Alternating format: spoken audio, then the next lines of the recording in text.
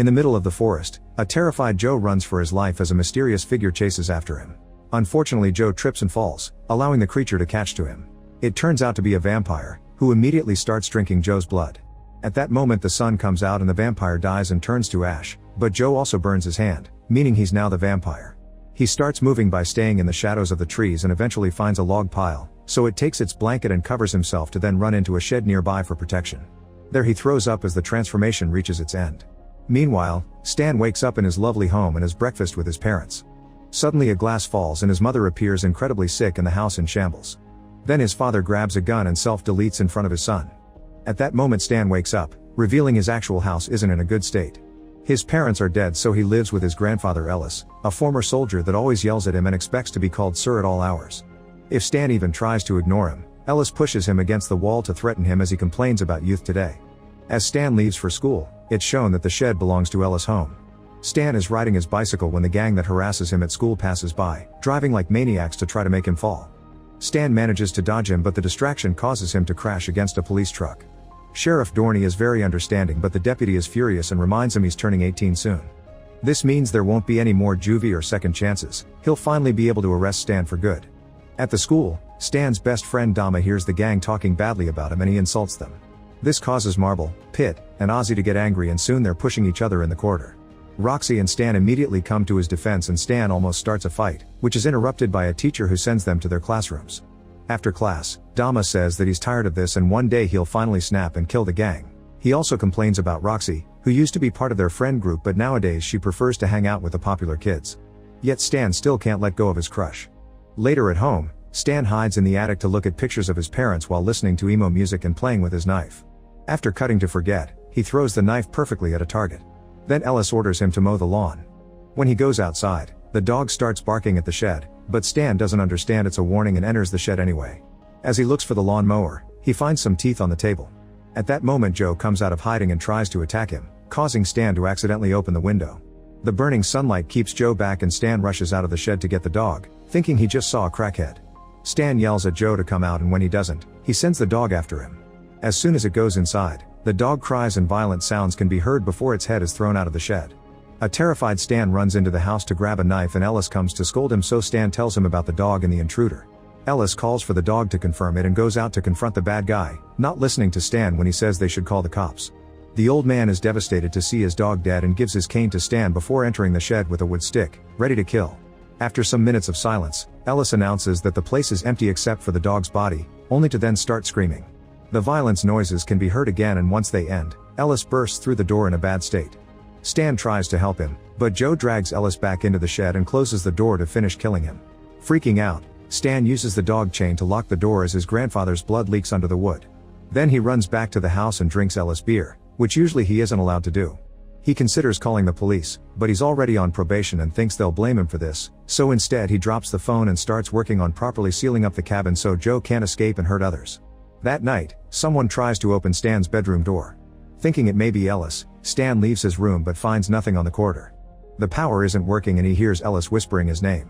He goes to check his grandfather's room and is startled by Ellis yelling his name behind him, but there's nobody around again. Now the whispers come from downstairs, so Ellis follows them until he finds the shed glowing and the voice turning deeper. He gets ready to open the shed and the voice yells that Stan wanted him dead before the boy wakes up in his room. The next day at school, Roxy tries to talk to Stan, only to be interrupted by Marble, who asks for help with his homework later. Roxy knows that Stan judges her from dating Marble considering his behavior, but she admits she's only doing it to survive the last year without being harassed.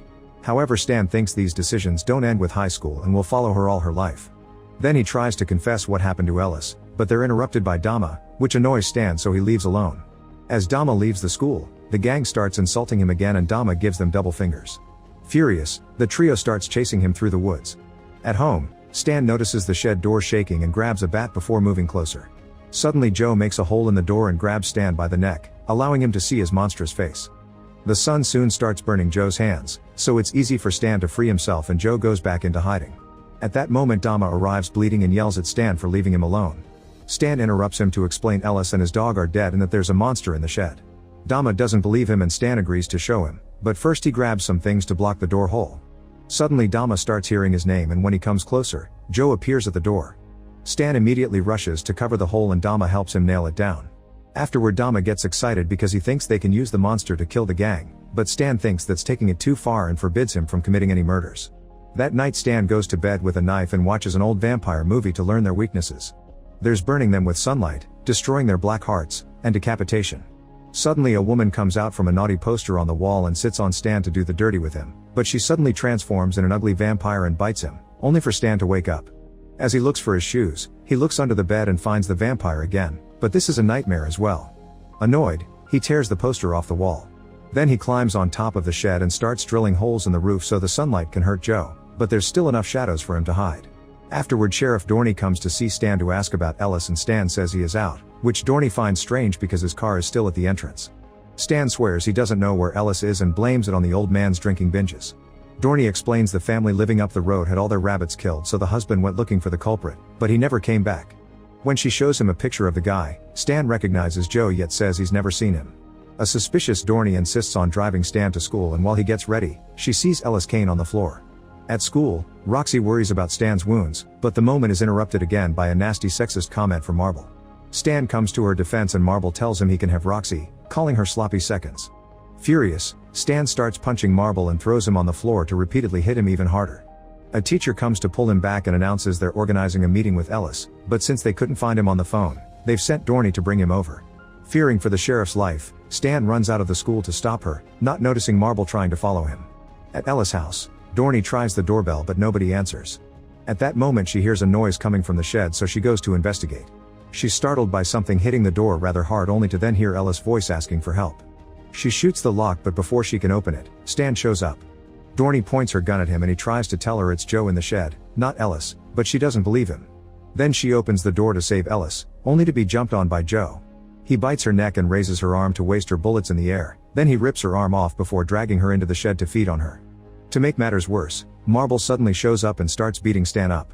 After a few punches and kicks, he takes out his brass knuckles to finish the job, but he freezes when he hears a shot. It's Dama, who shoots Dorney's gun again to make Marble surrender. Stan tries calming him down, but Dama freaks out and threatens to hurt him too if he interferes. Then he starts insulting Marble, forcing him to admit he's a chicken before sending him to the shed. Stan's warnings are ignored once again, and at first Marble moves normally, but he starts getting scared when he sees Dorney's arm on the ground. Marble starts apologizing, taking the blame for every incident at school, yet Dama tells him to go into the shed anyway. Soon they hear the noises of Marble being mauled to death. Furious, Stan starts fighting Dama for the gun as he yells at him. However, a scream from Marble distracts Stan and Dama hits him with the gun, knocking him out. Moments later, Roxy wakes Stan up. Stan is nowhere to be seen and the shed door is open. Roxy says she didn't see anyone around and starts freaking out when she sees the arm on the ground. Then Stan enters the shed to investigate and finds Marble's brass knuckles on the floor. In the shadows at the back, he sees Marble standing, but his dead body falls and reveals that Dama is now a vampire. Dama explains Joe is gone for now, but he'll be back later to end Stan. He starts monologuing as he comes closer, not minding when small rays of light burn his body. At that moment Roxy sees him and screams, so Dama uses the distraction to try to attack Stan, who immediately stabs him with a stick and puts his arm under the sun to then push him away. Afterward Stan closes the shed and hugs Roxy, only to be startled by Dama bursting out. He tries apologizing as the sun burns him to death, and Stan runs to cover him with a sheet, but it's too late. Then Stan tells Roxy everything and they start getting reading for the night. They put Stan's body in the shed and get in the house, seal up every window and door, and start a fire in the fireplace. They also make stakes out of a bunch of sticks and gather as many knives as they can find. Stan can't help blaming himself for the whole deal, but Roxy promises it's not his fault and they share a kiss. When night falls, it's revealed Joe hid under dirt in the forest and now he's coming out. At the house, Pitt and Ozzy knock on the door demanding to know where Marble is. Roxy and Stan try to tell them to go away. Ozzy gets nervous when a figure appears in the shadow and tries to warn Pitt, who keeps on arguing. Suddenly an arm reaches out and drags Ozzy onto the roof to feed him, letting his blood pour out. Pitt finally catches on and the couple has no choice but to let him in. At that moment, Joe destroys the power box. Stan thinks they should be safe there because they've sealed all the doors, only to realize they didn't do the attic. They start hearing noises upstairs, so they go to investigate, splitting the group so each can check a different room at the same time. Stan finds no intruder, but he does find Ellis' gun. Roxy is nervous as she checks under Stan's bed, but she doesn't find anything either.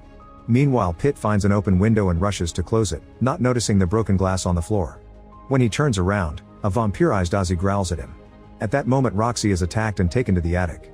Stan runs to help her, only to find his way blocked by Ozzy and Pitt, who is also a vampire now. A scared Stan rushes into a room and locks the door with a chair to look for bullets while Pitt destroys the door with an axe.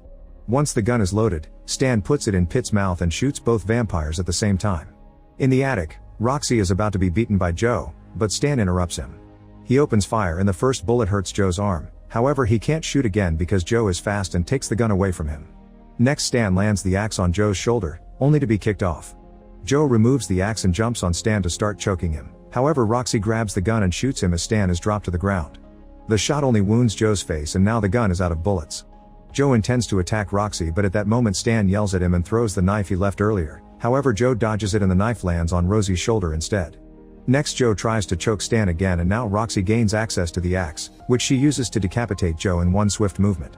Now it's all over, the couple puts all the bodies in the shed and starts a fire. They wake up in the morning inside the car and they realize they didn't lock the trunk, where something is moving to open it. Make sure to subscribe and turn on notifications so you can watch more videos like this. Thanks for watching.